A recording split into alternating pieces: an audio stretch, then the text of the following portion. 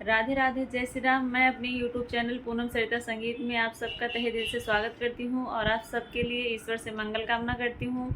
आज हम लोग बहुत सुंदर बेटी विवाह गीत लेके आए हैं। आप लोग सुनिए, पसंद आए तो वीडियो को लाइक करिएगा। हमारे चैनल नए हैं तो हमारे चैनल को सब्सक्राइब करिए और गाना कैसा लगा कमेंट बॉक्स में ज़रूर बताइएगा। आज का वीडियो थोड़ा लंबा हो जाएगा, पूरा ज़रूर देखिएगा और अपना आशीर्वाद इसी तरह हम लोग के ऊपर बनाए रखिए और वीडियो को शेयर करते रहिए। प्रभु के देशवा से उमड़ी बदरिया, पछु के देश में डराई जी। पूर्वु के देशवा से उमड़ी बदरिया, पछु के